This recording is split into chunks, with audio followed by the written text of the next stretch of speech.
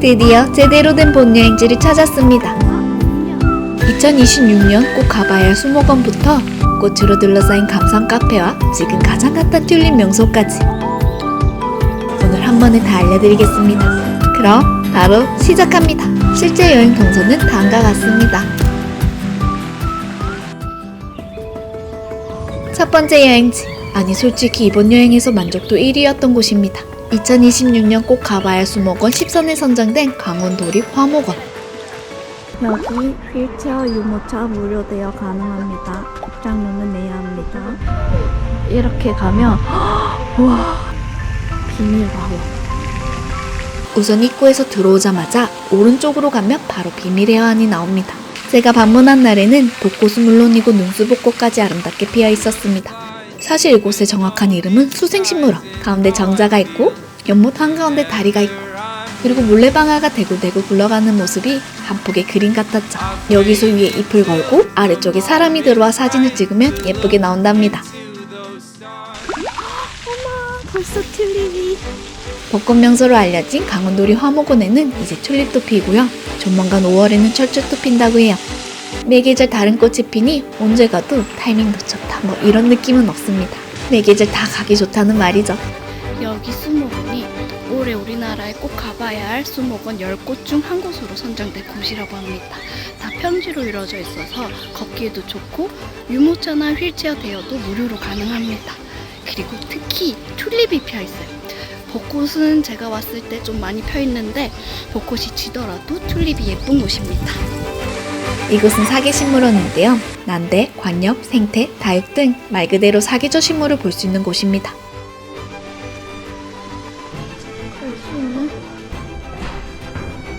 여기까지 왔는데 엄청난 전망대는 아니고 그래도 드론샷처럼 내려다볼 수 있습니다. 한 바퀴 휙 돌아보니 2026년 꼭 가봐야 할 수목원에 선정된 이유를 알겠더라고요. 너무 예쁜데? 사진은 어디서 찍어도 예쁘게 나옵니다. 그럼 다음 여행지로 가봅시다. 다음으로 소개할 곳은 춘천 벚꽃 하면 가장 먼저 떠오르는 곳, 바로 공지천입니다.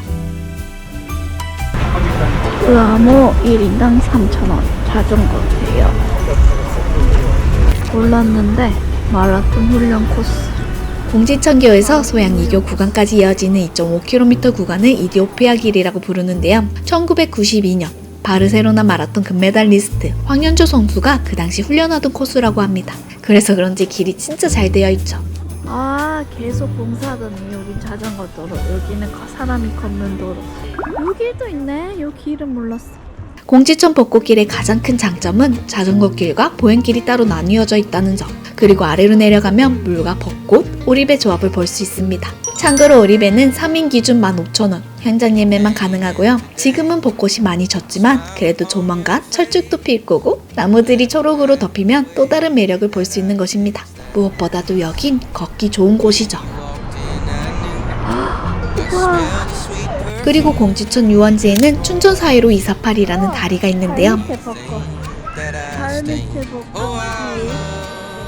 꼭 올라가 보세요. 벚꽃나무들이 다리 주변을 가득 채워 위에서 아래로 내려다 보는 풍경이 진짜 예쁩니다. 발밑으로 벚꽃이 펼쳐지는 느낌, 이거 생각보다 훨씬 좋아요. 게다가 무료입니다.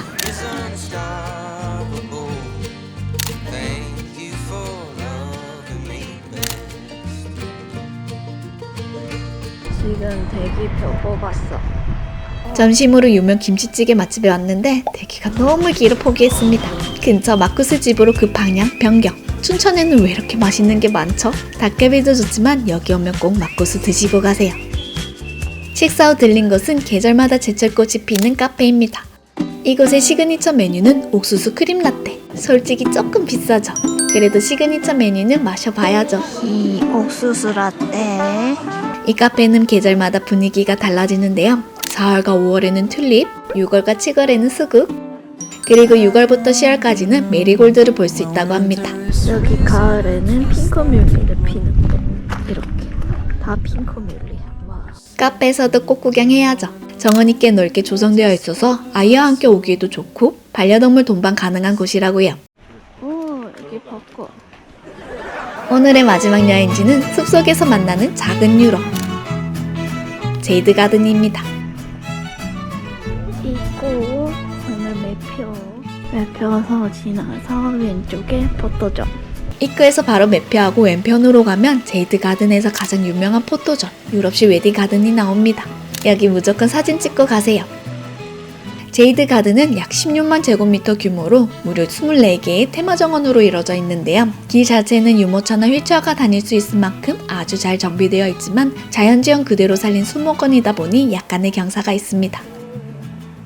여기는 산이라서 그런지 이제 벚꽃이 만개했습니다.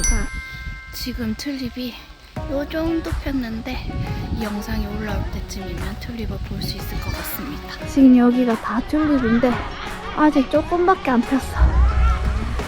나무놀이지. 요거 좀 재밌어 보여. 나무. 오. 우와. 와. 나무를 이렇게 해서 쭉 올라가면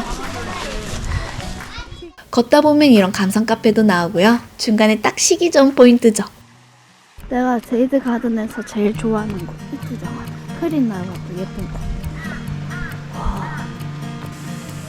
이렇게 물이 꾸준히 나오고 요곳을 RM 정원이라고 합니다. RM 정원이라고 합니다. 입기 오는 맑은 날에 와도 좋지만 오히려 흐리거나 비가 온 날에 와도 분위기가 좋습니다. BTS RM이 다녀간 곳인데 팬들의 관심이 많아서 아예 RM 정원이라 부르는 곳이래요. 여기까지 올라왔더니 여기 쉼터가 있습니다. 여기 화장실도 있으니 화장실을 이용하고 내려가면 됩니다. 만약 중간에 화장실 가고 싶으면 어쩔까 했는데 제일 위에 있더라고요. 벚꽃이 끝났다고 아쉬워하지 마세요. 지금은 벚꽃, 곧 튤립, 그리고 또 철쭉까지 이어질 테니까요. 오히려 지금이 가장 다양한 꽃을 볼 수 있는 시기입니다. 오늘 춘천 여행 어떤가요? 즐거우셨다면 여행작가 봄빛 구독과 좋아요는 사랑입니다. 그럼